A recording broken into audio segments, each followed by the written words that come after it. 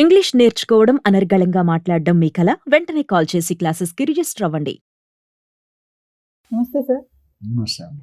Sir, ఈ AI artificial intelligence రావడం వల్ల ఐటీ కంపెనీస్‌లో ఉద్యోగాల కోత బాగానే కనిపిస్తుంది. అంటే సడన్‌గా తీసేస్తున్నారు. కొత్త టెక్నాలజీస్ రావడం, ఇంతమంది మాకు అవసరం లేదు. అంటే 100 మంది చేసే పనిని 10 మంది చేయొచ్చు. ఒక రోబో చేసేస్తుంది అన్నట్టుగా వీళ్ళందరినీ తీయడం జరుగుతుంది. మరి ఇప్పుడు యువత ఎటువంటి ప్రత్యామ్నాయ మార్గాలు చూసుకోవాలి అంటే ఏం చెప్తారు? ఇందులో కరెక్షన్ ఏంటంటే నవీన, తీసేస్తానంటే అందరినీ తీయట్లేదు. ఒక అపోహ పోతే ఆర్టిఫిషియల్ ఇంటెలిజెన్స్ వస్తే జాబులు పోతాయని కొంతవరకు కరెక్టే. కొన్ని జాబులు అన్ని జాబులు ఆర్టిఫిషియల్ కూడా రిప్లేస్ చేయలేదని నా ఉద్దేశం. కొన్ని వాటిలో రిప్లేస్ చేస్తారు. అయితే ట్రంప్ అమెరికాలో ఎస్పెషల్లీ నేను చెప్పాను, అమెరికాలో తగ్గితే ఇండియాలో తగ్గినట్టే, చైనాలో తగ్గినట్టే. అక్కడ పెద్దాన తగ్గితే అందరు తమ్ముళ్ళు తగ్గుతారు. ఇక్కడ ఏమైందంటే ట్రంప్ థింకింగే వేరు, ఆల్ టుగెదర్ డిఫరెంట్.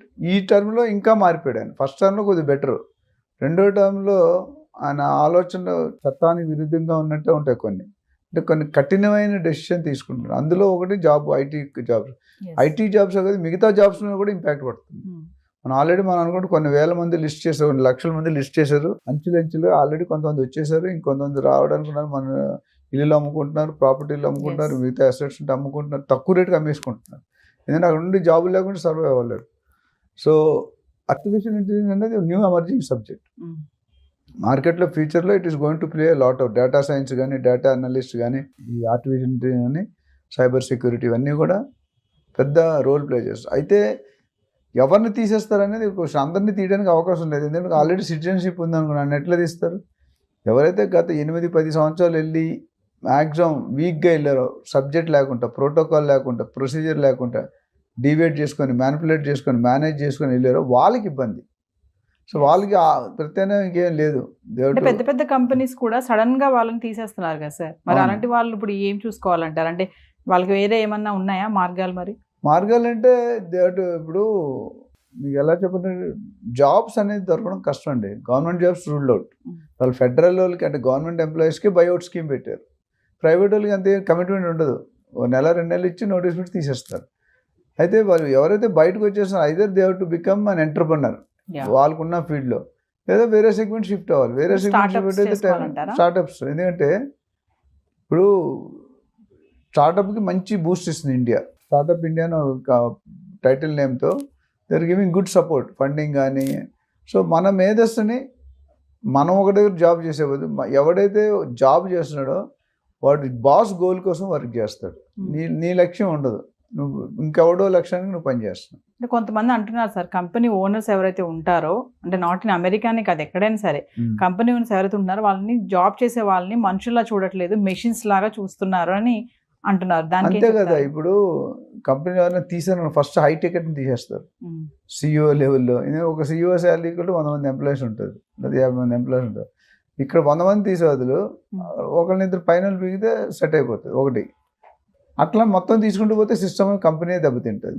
అది వీళ్ళకి ఏంటంటే వీళ్ళకి వచ్చే ఆర్డర్లు తగ్గినప్పుడు వీళ్ళు ప్రజలు ఆల్టర్నేటివ్ ఏంటంటే ఓవర్ హెడ్స్ తగ్గించుకోవాలి. ఇప్పుడు ఏముంది, కాంట్రాక్ట్స్ రావాలి కొన్ని. ఇప్పుడు Indian companies only America companies పనిచేస్తాయి.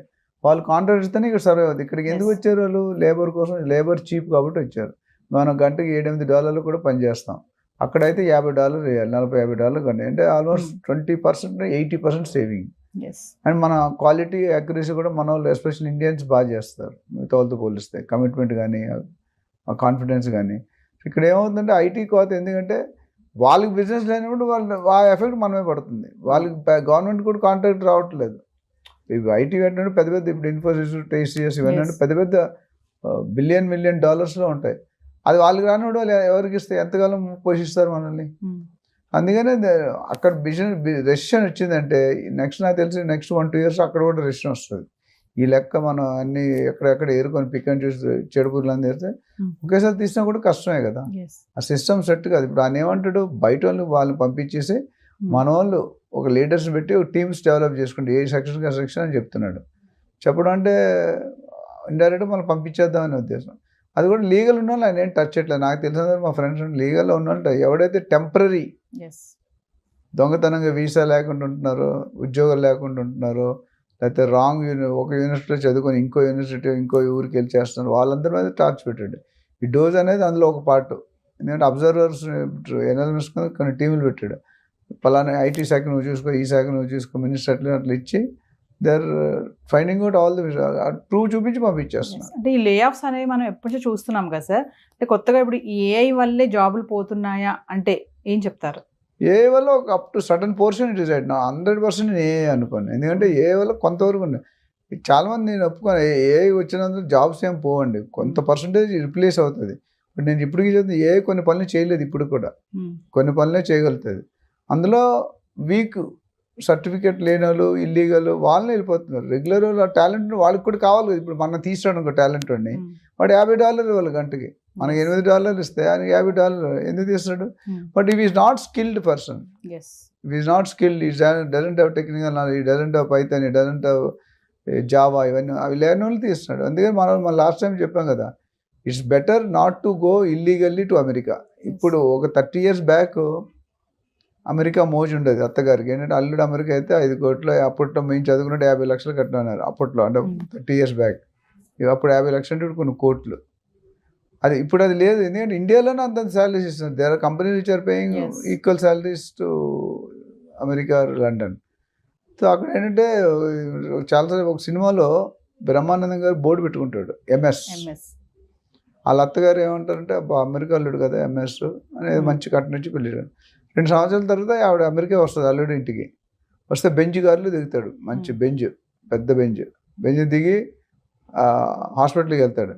అత్తగారు అక్కడ రిసెప్షన్ ఉన్నాడు, లోనికి వెళ్ళి డ్రెస్ మార్చేస్తాడు. డ్రెస్ స్వీపర్ బకెట్ పట్టుకొని వస్తాడు. వచ్చి అత్తగారు ముందు అదేంటి అల్లుడు నువ్వు ఎంఎస్, బ్రహ్మానందం మెయిన్ స్వీపర్ అన్నాడు.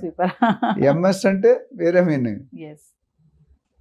అంత క్రేజీ ఉండేది. ఇప్పుడు ఆ క్రేజీనెస్, ఎందుకంటే అమెరికా వెళ్ళిన ఎవరు హ్యాపీగా లేరు. మా ఫ్రెండ్స్లో కొంతమంది చెప్తారు, ఎప్పుడు తీసేస్తాడో తెలియదు రా, దిన్న గండం రా, ఇక్కడ ఇవాళ ఉంటే ఇవాళ రేపు ఉంటుందా లేదు, పింక్ స్లిప్ అంటారు వాళ్ళు. సెక్యూరిటీ మాట్లాడే అవకాశం కూడా లేదు మేనేజర్తో. పింక్ స్లిప్ అంటే నీ సెటిల్మెంట్ ఇచ్చేస్తాను, నీ 2 నెలలు శాలరీ అంటే నువ్వు వెళ్ళిపో, మేనేజర్కి లేడు, తీసుకొని యూర్ అవుట్. సార్ ఐటీ రంగంలో ఇలాంటి ఉద్యోగాలు అంటే కోత ఉంది కదా, అంటే ఇది ఎప్పటి వరకు ఉంటుంది, అంటే ముందు కూడా ఇంకా ఎలా ఉంటుంది, మరి యువత ఎలాంటి నిర్ణయాలు తీసుకోవాలి? యువత అనేది ఫస్ట్ స్కిల్స్ నేర్చుకోవాలండి, థియరీ కాదు. ఇంజనీరింగ్ చేసిన తర్వాత జాబ్ వస్తుంది, ఎంటెక్ చేసిన, పిహెచ్డి చేసిన కూడా రోడ్డు మీద పడుతున్నారు. So until unless you have the background, you have the originality. GRE test రాయాలి, టోఫెల్ టెస్ట్ రాయాలి, అయ్యి రకరకాల టెస్ట్లు, జీమెట్ టెస్టులు రాసిన తర్వాత ప్రాక్టికల్ ఓరియంటేషన్కి వెళ్ళాలి. వాళ్ళు లైఫ్లో సక్సెస్ అవ్వాలంటే మనం స్కూల్లో చదువుకుంది, కాలేజ్ ఆఫీస్లో వాడమండి. మీరు వాడుతున్నారు, మీరు చదువుకుంది. ఇక్కడ బాస్ ఏం చెప్తే చేయాలి, మీకు ఇష్టం ఉన్నా కష్టం ఉన్నా. అక్కడ కూడా అదే పరిస్థితి. So but degree is something like eligibility, అంతేగాని దాని మాత్రం జాబ్స్ వస్తాయని కూడా భ్రమ. You should have additional qualification, additional practical exposure. అంటే వస్తున్నటువంటి కొత్త టెక్నాలజీని మనం అప్గ్రేడ్ చేసుకుంటే, టెక్నాలజీ వాడు ఇప్పుడు రియల్ ఎస్టేట్ టెక్నాలజీ వాడిపోతే దే ఆర్ అవుట్. ఏ డిపార్ట్మెంట్ అయినా అప్పుడు కంప్యూటర్ వాడు, నేను ఇంకా మారోడే బిల్స్ చేతి ఇప్పుడు కూడా చేతితో రాస్తారు, వాళ్ళు నమ్మరు కంప్యూటర్ని. కంప్యూటర్ అంటే వాళ్ళు అందరూ అలా చేయలేరు కదా. ప్రపంచం మారుతుంటే మనం కూడా మారాలి, వాళ్ళు కూడా అది ఎక్స్పెక్ట్ చేస్తారు. ఇప్పుడు ఆఫీస్ చేత గవర్నమెంట్ ఆఫీస్ ఎట్టుంటే మనకు తెలుసు, డస్ట్ పోస్ట్ ఆఫీస్ వెళ్తే వెళ్ళాం, మన ఎలర్జీ వస్తుంది. మనం ఎందుకు ఇస్తున్నారు? They want to show a difference, they want you to grow, they want work. Foreign companies work campaigns చాలా వాల్యూ ఇస్తారు. మీరు గచ్చిబౌలి ఫైనాన్స్ ఇండస్ట్రీ ఆఫీసులు చూడండి, ఇంద్ర భవనాల్లో ఉంటాయి. దాన్ని వర్క్ చేసేటప్పుడు మనకు ఆ కంఫర్ట్ జోన్ ఇవ్వాలి. ఇంకా మన కల్చర్ మారుతున్నాం ఇక్కడ. నా ఉద్దేశం ఏంటంటే ఇల్లీగల్గా ఆలోచించడం మానేయాలి, స్కిల్స్ నేర్చుకుని రాయల్గా రాజాలాగా వెళ్ళండి. డోంట్ గో జాబ్స్ కోసమే కాకుండా, జాబ్ కోసం సెర్చ్ చేయడమే కాకుండా కొంచెం ఎంటర్ప్రీనియర్ వైపు మీరు అన్నట్టుగా బిజినెస్ కానీ ఏదైనా స్టార్ట్అప్స్ కూడా చేసుకోవాలి. స్టార్ట్అప్ చేసుకుంటే గవర్నమెంట్ తాలూకు సపోర్ట్స్ బాగున్నాయి, ఫండింగ్ ఉంది, అప్పిస్తున్నారు, కొన్ని స్పెషల్గా రిబేట్స్ ఇస్తున్నారు, డిస్కౌంట్స్ ఇస్తున్నారు. అది వాడుకొని మీరు 10 మందికి జాబ్ ఇవ్వండి. మీరు జాబ్కి వెళ్ళే బదులు ఇప్పుడు 20 years 15 years చేశారు, ఓపెన్ ఏ కంపెనీ, మీకు ఫైండ్ అవుట్. ఇప్పుడు ఊబర్ ఎలాగ వచ్చిందండి, స్విగ్గీ ఎలాగ వచ్చింది, వాళ్ళు కోట్ల 100 కోట్లు చేస్తున్నారు. జెప్టో అనేది వచ్చింది మధ్యలో, ఫుడ్ పాండా, చాలా బ్లింకిట్, బిగ్ సార్విక్ అనేది ఉంది కదా, ఒకటి చాలా వచ్చాయి. ఇవన్నీ new concept. You also find out new concept. డెఫినెట్గా మార్కెట్లో బోల్డ్ ఇంకా ఆటోమేషన్ కావాల్సి చాలా ఉన్నాయి. టెక్నాలజీని మనం అప్గ్రేడ్ చేసుకుంటూ వెళ్తే we have to think lot ఉంది. మీరు ఒకరి మీద డిపెండ్ అవ్వగలి. గవర్నమెంట్ జాబ్ ఇచ్చినా ఎదుగు బతుకు ఉంటుందండి. ఇప్పుడు ఒక ఐఏఎస్ ఆఫీసర్ ఎంత అండి, 80,000 స్టార్ట్ 90,000 శాలరీ. ఐఏఎస్ అవ్వాలంటే ఎంత కష్టపడాలి? ఇందులో 25% పెడితే మంచి బిజినెస్ పెట్టి నిజాయితీగా హానెస్ట్గా టర్న్ చేస్తే they break the records. Yes. Thank you sir.